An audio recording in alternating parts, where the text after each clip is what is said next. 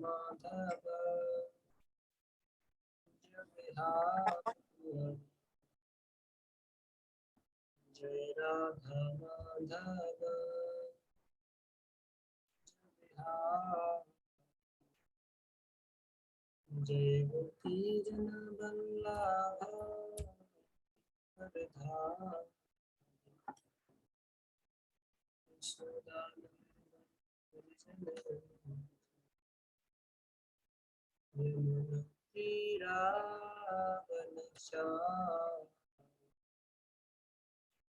जय राधा माधव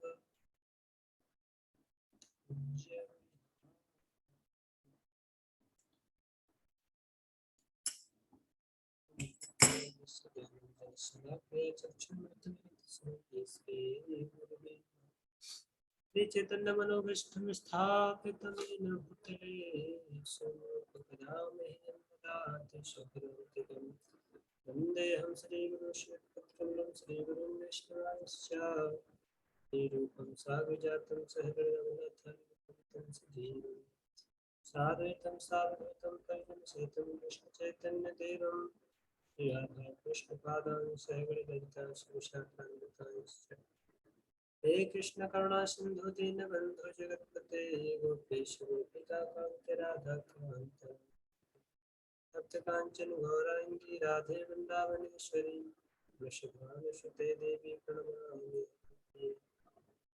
जय श्री कृष्ण चैतन्य प्रभु नित्यानंद श्री अद्वैत गदाधर शिवासादि गौरभक्तवृंद हरे कृष्ण कृष्ण कृष्ण हरे हरे हरे राम राम राम हरे हरे। हरे कृष्ण हरे कृष्ण हरे कृष्ण प्रभु जी।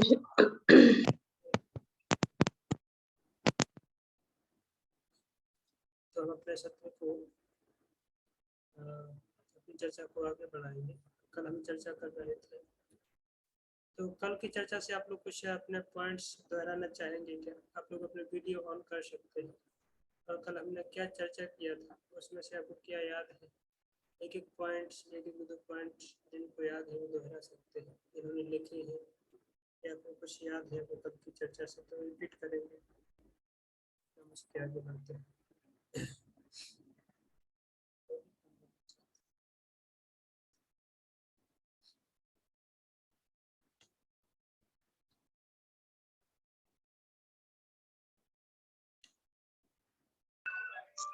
हरे कृष्ण प्रभु जी।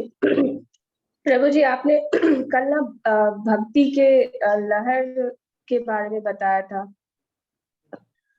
वो 4 प्रकार के होते हैं, ऐसा पूरब पश्चिम उत्तर दक्षिण ऐसा कुछ था। और साधना भक्ति, प्रेमा भक्ति, सामान्य भक्ति, पूर्व भक्ति के अंदर आते ऐसा कुछ बताया था। हरे कृष्ण प्रभु जी। कल चर्चा किया सही बता रही हूँ, बोल रही हूँ प्रभु जी, या गलत बोल रही हूँ? सही है कि भक्ति के 4 है, 4 अंग है भक्ति रसायन सिंधु के। तो 4 में से जो प्रथम है पूर्व भाग है, पूर्व भाग में 4 लहरी है। उसमें से ऐसे बोल सकते हैं पूर्व लहरी, पश्चिम लहरी, उत्तर लहरी, दक्षिण लहरी, ऐसे बोल सकते हैं। और उसमें से जो पूर्वी भाग में जो 4 प्रकार की भक्ति की चर्चा की गई है, तो एक सामान्य भक्ति की चर्चा है और दूसरा वैधि भक्ति की चर्चा है और फिर तीसरा भाव भक्ति और चौथा प्रेम भक्ति। तो इनकी चर्चा, तो विशेष करके हम सामान्यतया तो अभी स्टार्टिंग में हम सामान्य भक्ति के बारे में ही चर्चा कर रहे हैं, फिर आगे जाकर के रूल्स रेगुलेशंस आएंगे काफी सारे, तो वैधि भक्ति की चर्चा की जाएगी और फिर उसके बाद भाव प्रेम आगे आएगा। ओके, और कुछ और कोई?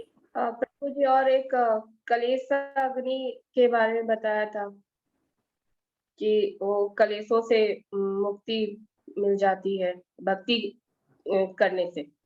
तो वो 6 प्रकार के लक्षण भक्ति को करता है, तो 6 प्रकार के भक्ति के लक्षण है। उसमें से क्लेशाग्नि, उसको कलिशाग्नि नहीं, क्लेशाग्नि। क्लेश मतलब दुख घिनी मतलब खत्म हो जाती है, जल जाते हैं, क्लेशाग्नि ऐसा बोल सकते हैं। और दूसरा लक्षण है सुविधा, सुविधा। और तीसरा है मोक्ष लघुता कृत, आनंद था प्रभु जी। मोक्ष लघुता कृत। और चौथा है एक आनंद करके कुछ था ना प्रभु जी, आनंदित हो जाते हैं ऐसा कुछ था। पांचवा है क्लेशाग्नि, सुविधा, मोक्ष लघुता, प्रभु जी सुदुर्लभा, मोक्ष मोक्ष लघुता कृत, सुदुर्लभ और जो बता रहे श्री हैं कृष्णाकर्षणी। हाँ हाँ, श्री कृष्ण कृष्ण। सांद्रानंद विशेषात्मा और श्री कृष्ण आकर्षण, इस प्रकार से 6 लक्षण हैं भक्ति के, तो हमने चर्चा किए थे। ओके, अच्छा, और कोई पॉइंट? और प्रभु जी कल वो 5 प्रारब्ध और मुक्ति के बारे में अप्रारब्ध।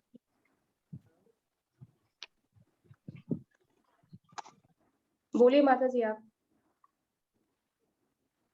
कोई नहीं माता जी, आप बोलिए, सॉरी। नहीं, आप बोल दीजिए, आप स्टार्टिंग कर रही थी ना, आप बोलिए।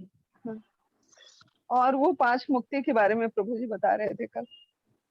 5 प्रकार की मुक्ति, सहज, साष्टी, सामीप्य, सालोक, सारूप। 5 प्रकार की मुक्ति के बारे में चर्चा की। और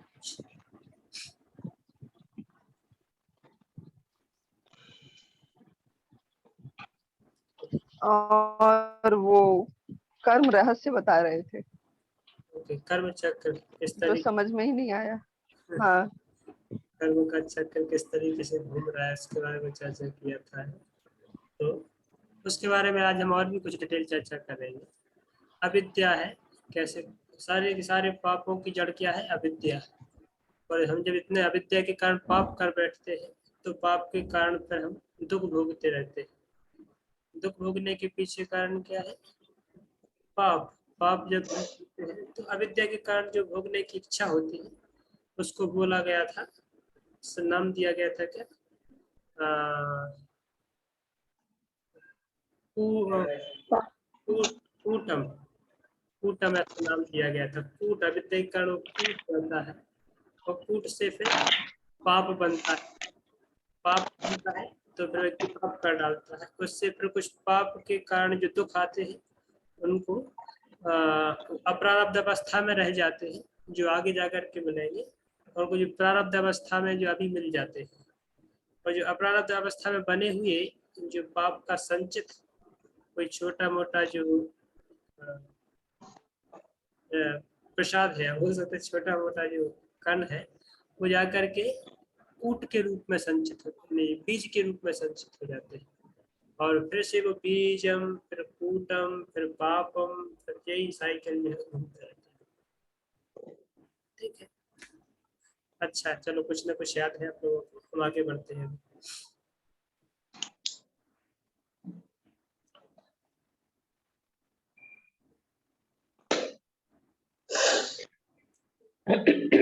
चर्चा कर लिया था, तो इसका सब चीजों का सॉल्यूशन क्या दिया था? इसलिए प्रभुपाद जी लिखे थे कि भाई ये सब बहुत बड़ा साइकिल है, ये अप्रारब्ध प्रारब्ध इतना बड़ा समस्या है कि कैसे सुलझाएं इसको। तो प्रभुपाद जी लास्ट में जाकर के बोल दिए थे कि भक्ति is the only solution.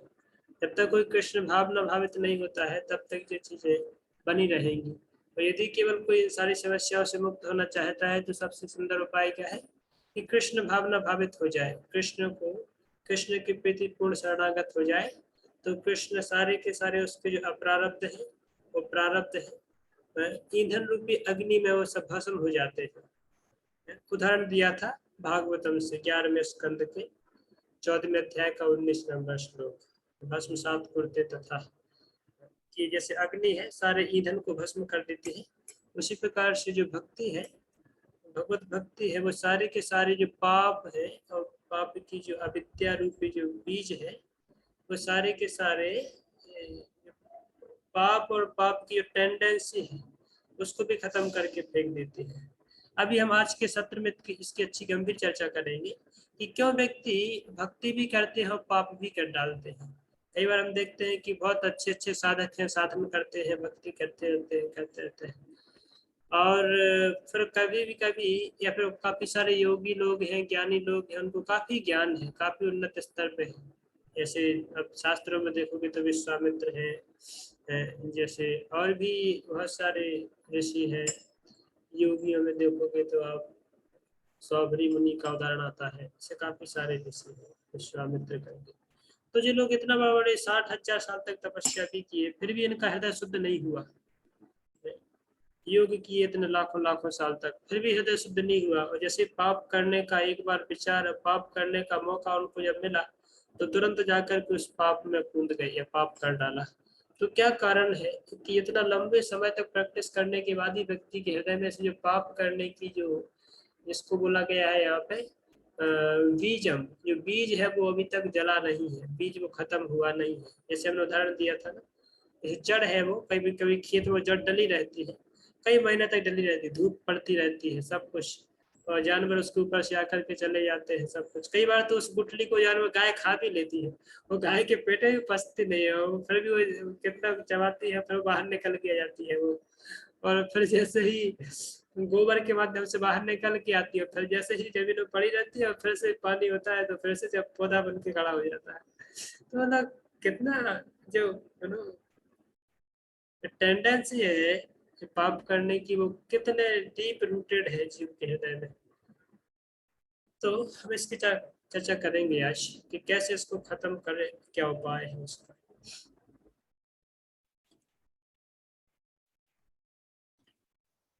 Shri रूप गोस्वामी श्रीमद् भागवत से एक और प्रमाण देते हैं। तृतीय स्कंद 33वां अध्याय के 6वें नंबर श्लोक से, जिसमें देवहूति अपने पुत्र भगवान कपिल से कहते हैं, हे प्रभु, भक्ति योग के श्रवण कीर्तन आदि 9 साधन है। जो कोई भी आपकी लीला का श्रवण करता है, आपकी पावन कीर्ति का गान करता है, आपकी वंदना करता है, अथवा स्मरण आदि भक्ति का एक भी साधन अंगीकार कर लेता है, वह चाहे परम अधम चांडाल ही क्यों, चांडाल कुल में ही क्यों न जन्म लिया हो, परंतु भक्ति योग के प्रताप से तत्काल पवित्र होकर यज्ञ करने के योग बन जाता है। यज्ञ करने के योग बन जाता मतलब ब्राह्मण बन जाता है। यज्ञ कौन करता है? ब्राह्मण ना। तो चांडाल भी एक यज्ञ करने के योग यानी कि एक शुद्ध ब्राह्मण बन जाता है। अस्तु, जो पूर्णतया कृष्ण भावना भावित होकर यथार्थ में भक्ति योग में तत्पर है, या कैसे हो सकता है कि वह पवित्र ना हो गया हो? ऐसा नहीं हो सकता।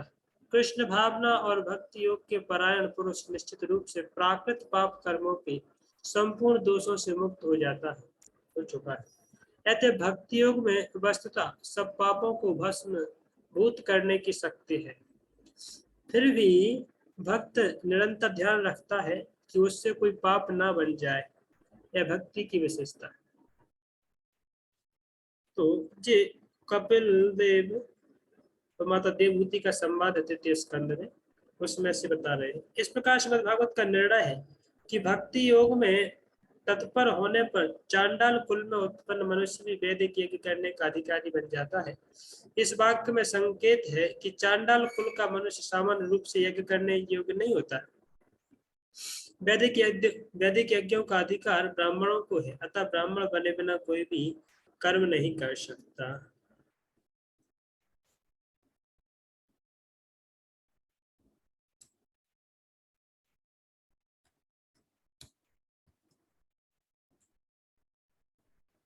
तो मुझे बताना चाह रहा था, वो ये वाला श्लोक था जो माता देवहूति बोल रही है, तो इसके बारे में हम और थोड़ा वो करेंगे। पर यहाँ पे तृतीय स्कंद का 33वां अध्याय का 6वां श्लोक है, यन्नामधेयं श्रवणानुकीर्तनात् यतः प्रणीयात् स्मरात् अपि क्वचित् स्वादोऽपि शब्द सवनाय कल्पते कुतः पुनस्तु भगवान् दर्शनात्।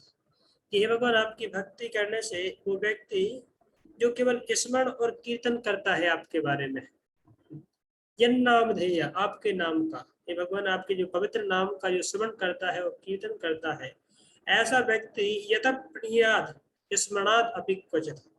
प्रणीयात मतलब जो आपको शरणागत हो चुका है, आपकी पूजा करता है, आपका स्मरण करता है।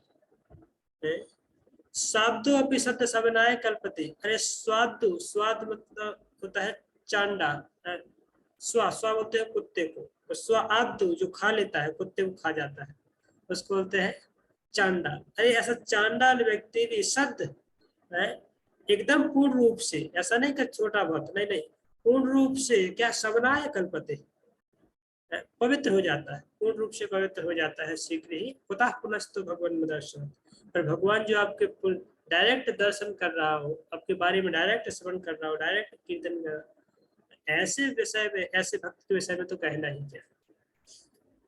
तो ये वाला श्लोक आपको काफी बार आप देखेंगे, क्योंकि अब जो हम लोग कई बार हम देखते हैं कि कृष्ण भावना मत में हमारे भक्त लोग काफी सारे हैं कि जो ब्राह्मण बैकग्राउंड से नहीं होते हैं।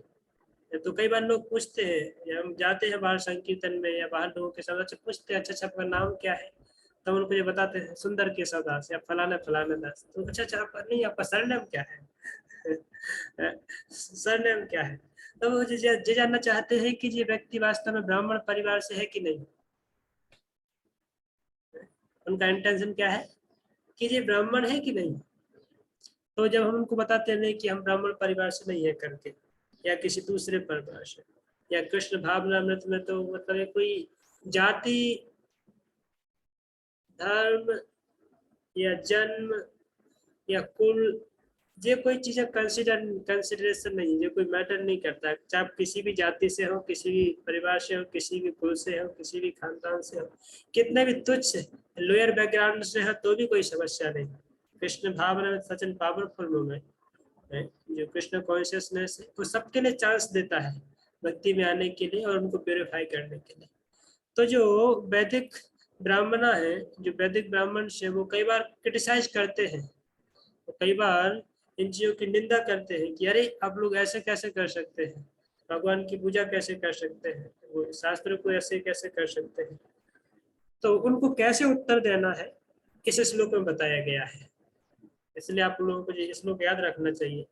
3.33.6 यदि कोई आएगा आपको पकड़ेगा, उसको आप यहाँ से भागवतम से उठा के बताइए भाई हम नहीं बोल रहे हैं, ये भागवतम बोल रहा है कि ऐसा व्यक्ति जो चांडाल परिवार में जन्म लिया हो वो भी, अरे आप तो ब्राह्मण की बात कर रहे हो कि ब्राह्मण बनने के बाद शास्त्र पढ़ पाओगे, ब्राह्मण बनने के बाद आप अर्चा विग्रह का पूजन कर पाओगे, सेवन कर पाओगे, ब्राह्मण बनने के बाद आप जो है कृष्ण भक्ति का प्रचार प्रसार कर पाओगे। बोले नहीं, आप तो ब्राह्मण की बात कर रहे हैं, हम तो ब्राह्मण के ऊपर की बात कर रहे हैं। क्यों कि भाई ऐसा व्यक्ति जो भगवान के पवित्र नाम का जप करता है, वो तो इवन ब्राह्मण की जो स्तर है उसको भी सरपास कर जाता है, ब्राह्मण के स्तर से भी ऊपर उठ जाता है। वो क्या बन जाता है, वैष्णव। श्रवणा है कल्पते। तो ऐसा व्यक्ति जो कि भगवान के प्रति पूर्ण शरणागत हो चुका है, ऐसा व्यक्ति भले ही चांडाल परिवार में क्यों नहीं जन्म लिया हो। तो फिर भागवतम के प्रथम स्कंद में वो श्लोक आता है, किरात हूणांद पुलिंद पुलकसा आभि शुंभा यवना खसादया ही अन्य च पापी यदपाश्रयाश्रयः स्रवन्ति तस्मै प्रभुवैष्णवे नमः। कि चांडाल की तो बात छोड़ दो, चांडाल से भी नीचे ऐसी बहुत सारी योनियां हैं। जैसे सामान्य लोग क्या है, ब्राह्मण क्षत्रिय वैश्य शूद्र तक आते हैं, वो तो ठीक है।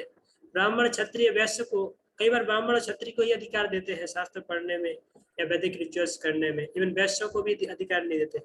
पर कई बार शास्त्र बोलते हैं ठीक है, ब्राह्मण क्षत्रिय वैश्य तीनों को अधिकार है वेद अध्ययन करने के लिए, शास्त्र अध्ययन करने के लिए, गुरुकुल जाने के लिए, यज्ञ दान करने के लिए, पर वैश्य शूद्रों को अधिकार नहीं है। वैदिक रिचुअल्स के अनुसार शूद्रों को अधिकार नहीं है, शूद्र केवल सबकी सेवा करेंगे, चपरासी करेंगे। पर भाई शूद्रों से नीचे तो ये है, कौन है, भागवतम पूरा लिस्ट गिनाया गया है, चांडाल कुत्ते का मांस खाने वाले हैं।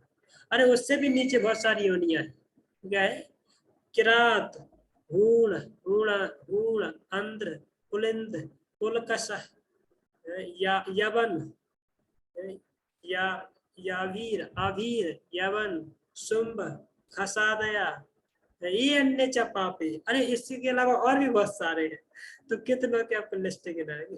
तो बोले ऐसे जो पापी से पापी निकृष्ट व्यक्ति भी जिनका लिस्ट में कोई नाम ही नहीं है शास्त्र में, ऐसे व्यक्ति भी शुद्धंती, शुद्ध हो जाते हैं, प्यूरिफाइड हो जाते हैं। कैसे?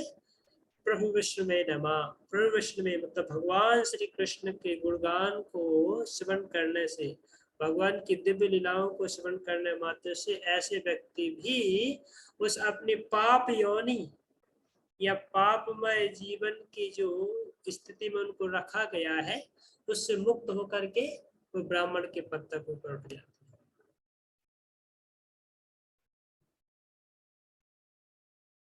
अभी इसमें प्रभुपाद जी लिखेंगे इसके आगे जाके तात्पर्य में कि क्यों किसी व्यक्ति को इतने निम्न कुल में जन्म मिलता है, क्यों इतने पापी योनि में उनको जन्म मिलता है कि पापी पाप करता है पूरी जिंदगी में।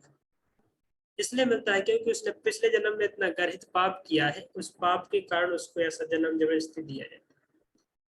पर यदि बाय फॉर्च्यून उसको कोई भक्त का संग मिल गया, कोई साधु संग मिल गया, उसको कृष्ण भक्ति इंट्रोड्यूस हो गई, तो फिर ऐसा व्यक्ति तुरंत इमीडिएटली उस पद से ऊपर उठ जाता है और ब्राह्मण बनने की योग्य हो जाता है।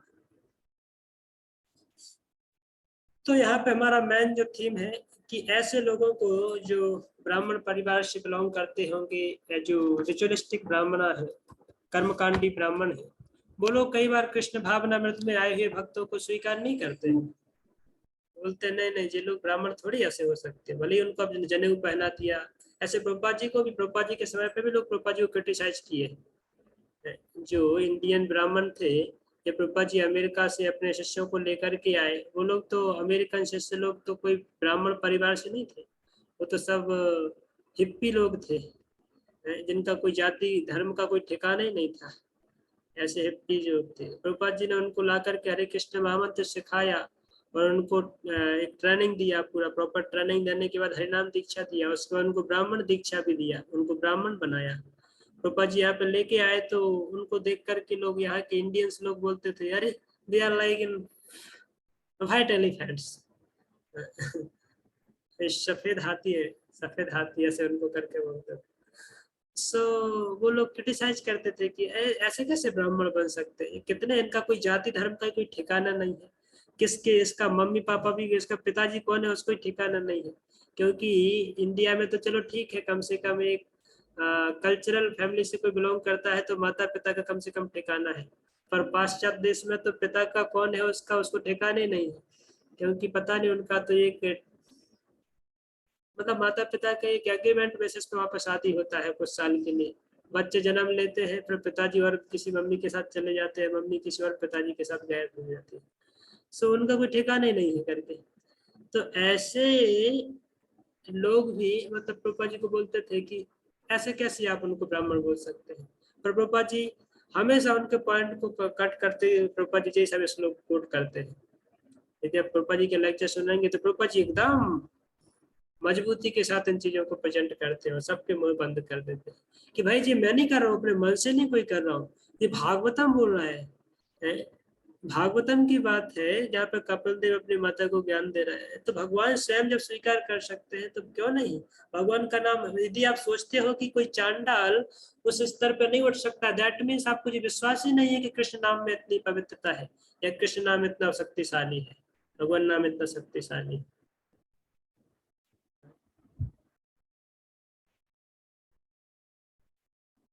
तो इसलिए ये सारे श्लोक हैं जिनको हमें याद रखना चाहिए जब हमारे सामने इस प्रकार से कोई लोग आते भी हैं तो उनके सामने जी प्रेजेंट कर सकते हैं।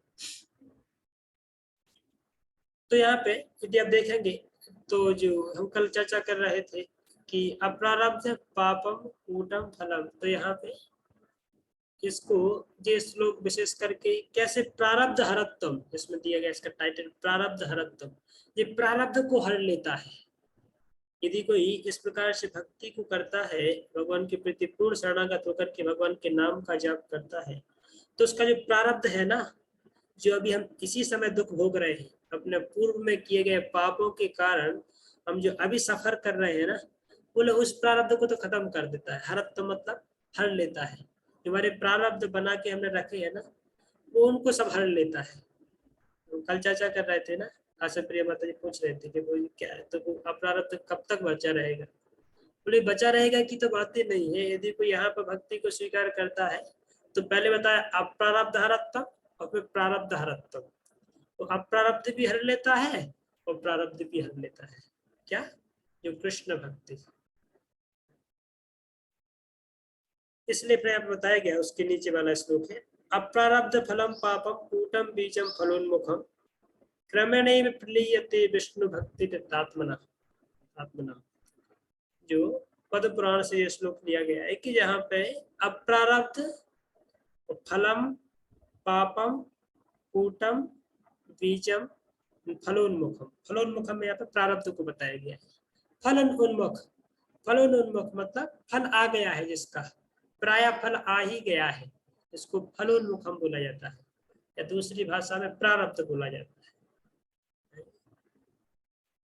अपने बीज लगाया, पेड़ लगाया, पेड़ का फल होते होते अभी फल आ गया है, अब तोड़ के खाने वाले हो जस्ट, तो वो क्या हो गया? फलोन्मुखम, फल आ गया, या उसको प्रारब्ध ही बोलते हैं। तो ये जो साइकिल है, तो क्रमेणेव प्रलीयते, जो क्रमानुसार एक एक करके सब खत्म हो जाते हैं। अप्रारब्ध भी, प्रारब्ध भी, पाप भी, कूट भी, बीज भी, साफ सफाई एक तरफ से, है ना? कैसे? विष्णु भक्ति आत्मा, यदि कोई विष्णु भक्ति केवल स्वीकार करता है तो सब एक बार में खत्म।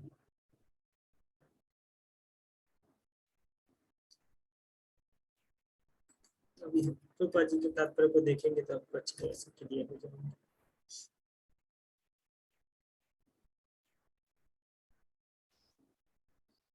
आगे रूपा जी लिख रहे हैं, तो जो पूर्णतः कृष्ण भावना भावित होकर यथार्थ में भक्ति योग में तत्पर है, यह कैसे हो सकता है कि वह पवित्र ना हो गया हो? ऐसा नहीं हो सकता। कृष्ण भावना और भक्ति योग के परायण पुरुष निश्चित रूप से प्राकृत पाप कर्मों के संपूर्ण दोषों से मुक्त हो चुका है।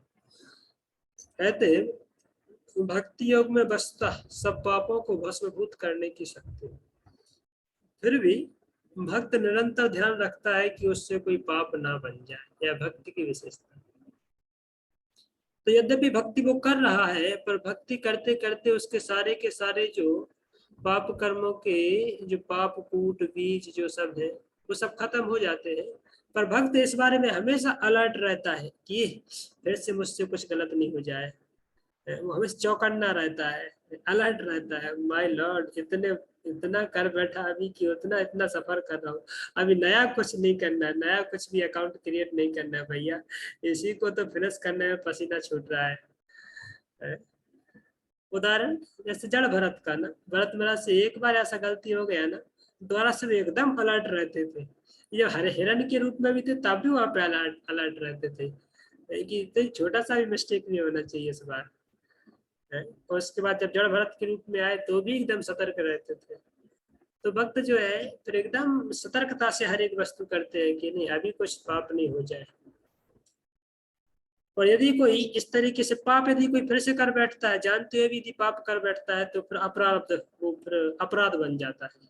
जो कि पाप से भी ज्यादा डेंजरस है, वो तो अपराधी बन जाता है, वो तो खतरनाक स्थिति में पहुंच जाता है, डेंजरस जोन। तो हम कभी आगे चर्चा करेंगे जब अपराधों के बारे में चर्चा करेंगे।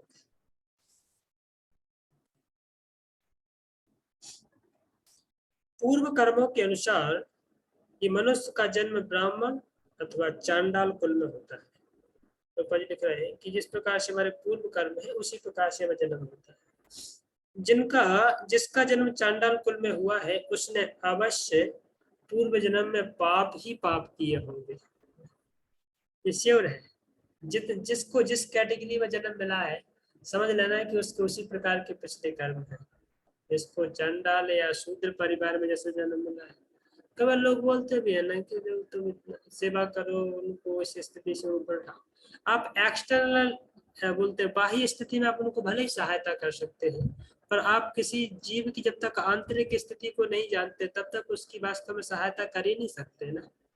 तो वहां पे वो क्यों सफर कर रहा है? एक चांडाल की योनि में क्यों सफर कर रहा है? एक शूद्र की योनि में ये गरीब है, जिसे कल हमने देखा था कि जो अलग अलग पाप के कारण लोग दुखी हैं या अज्ञानी हैं या कुरूप हैं या निर्धन हैं या जीवन में बहुत परेशान है, ये सब उनके पाप कर्मों का फल है भाई।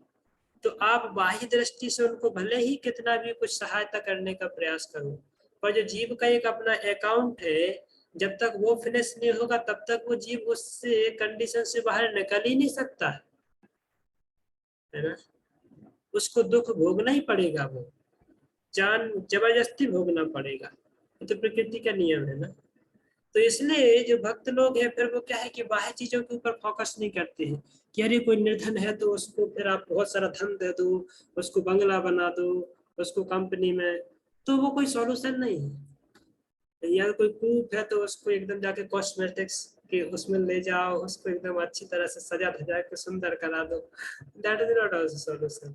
यदि कोई बहुत दुखी है तो उसको अच्छी मेडिसिन या अच्छा ट्रीटमेंट, वैसे वो सब क्या है उपाय नहीं है, क्योंकि उसका जो मेन जड़ क्या है वो पाप है, सब चीजों की जड़ है।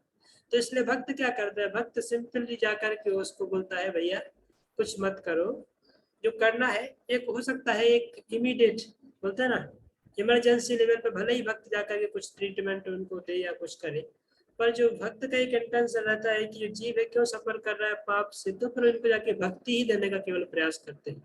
कि भक्ति को यदि जीव स्वीकार करेगा, भक्ति करना स्टार्ट करेगा, तो सारी समस्याओं का समाधान इमीडिएटली हो जाएगा। तो सारी समस्याओं का सही समाधान क्या है कि भक्ति। आगे हम देखेंगे विभक्ति योगेन कि कैसे भक्ति is the only solution for all the problems of all the time in all the universe. देखा था ना जब आप भागवतम के प्रथम स्कंद के 3-4 अध्याय में सूत गोस्वामी को सौनकादि ऋषियों ने प्रश्न किया था, what is the good for people in general and what is the ultimate duty for all the people in all the time। ऐसा एक प्रश्न था उनका कि सभी मनुष्यों के लिए सभी समय में सभी काल में सबसे उत्तम कर्म क्या है। तो उसके उत्तर में सूत गोस्वामी ने क्या उत्तर दिया था, भक्ति भक्ति योगे न मनसे।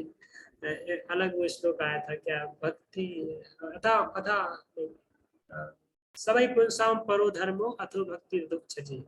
भगवान अधोक्षज की भक्ति ही, भगवान की भक्ति ही, भगवान की भक्ति ही एकमात्र सभी समस्याओं का समाधान है, सभी कालों में सभी समय में हर वस्तु के लिए एक ही दवा। बोले सारे रोगों की एक दवा क्या है, कृष्ण नाम, सब समय के लिए। हो सकता है इस संसार में जो मेडिकल्स है वो एक रोग के लिए एक दवा प्रेस्क्राइब करें, दूसरे रोग के लिए दूसरी दवा प्रेस्क्राइब करें, तीसरे, या फिर हो सकता है जो पुराने काल में आप देखोगे तो लोग आयुर्वेदिक प्रेफर करते थे, अभी में मॉडर्न समय में देखोगे तो एलोपैथी है या दुनिया भर की और भी कुछ पैथी अभी आ चुकी है, नेचुरोपैथी या फिर काफी सारे एलोपैथी, होम्योपैथी, आगे जाकर कोई और भी पैथी आविष्कार कर ले लोग फ्यूचर में। पर ये सब क्या है कि सब बाह्य पैथी है, जो कि अलग अलग समय पर लोग हो सकता है अलग अलग तरीके की चीजों को रिकमेंड करें, वो जाकर के लाभ दे भी, पर वो सारी की सारी जो पैथी है, सारी की सारी मेडिसिन है, वो लंबे समय तक काम नहीं करने वाली है, क्योंकि उनकी एक लिमिटेशन। इसलिए सूत गोस्वामी ने बोल दिया for all the people, for all the times and for all the places in all the situations. सारी समस्याओं की सारी समाधान का उपाय क्या है, हरे नाम हरे नाम, या सबै पुंसाम परो धर्मो, ये भगवान की भक्ति ही एकमात्र सबसे परम उत्तम उपाय है हर एक समय में, ऐसे बोला था। इसलिए प्रभुपाद जी उसी पॉइंट पे आप क्लियर कर रहे हैं। परंतु यदि वह भक्ति पथ को अंगीकार करके हरे कृष्ण कृष्ण कृष्ण हरे हरे, हरे राम राम राम हरे हरे एक कीर्तन करे, तो तत्काल यज्ञ आदि कर्मों के योग्य हो जाए। भाव यह है कि उसका पाप कर्म फल तुरंत दूर हो जाता है। पद्म पुराण के अनुसार पाप कर्मों के 4 प्रकार के फल होते हैं, चार प्रकार के फल क्या है? हमने अभी चर्चा किया था, अप्रारब्ध, बीजम, प्रारब्ध और कूटम। ये वाला साइकिल हम कल चर्चा कर रहे थे। अप्रारब्ध, कूटम, बीजम और पापम। तो ये क्या है? हमारे द्वारा बोया गया बीज है, पाप रूपी बीज हमने बोया है, और जब खूब फल आ रहे हैं और लोग खूब खा रहे हैं। कभी मीठे लगते हैं तो कभी कड़वे लगते हैं, कभी खट्टे लगते हैं। तो मीठे लगते हैं तो कितना अच्छा पेड़ लगाया हमने, मीठे मीठे फल खाने को मिल रहे। जब कड़वे और खट्टे लगते हैं तब दूसरों को गाली देते हैं, जो तुमने लगाया था हमारी जमीन में। तो वो एक कहावत है ना, बोए बीज बबूल का तो आम कहाँ से पाए, है ना कहावत है। हमने जब पेड़ ही बबूल का बोया है तो उसमें आम कहाँ से लगने वाला है? इतने सारे कर्म कर बैठे हैं।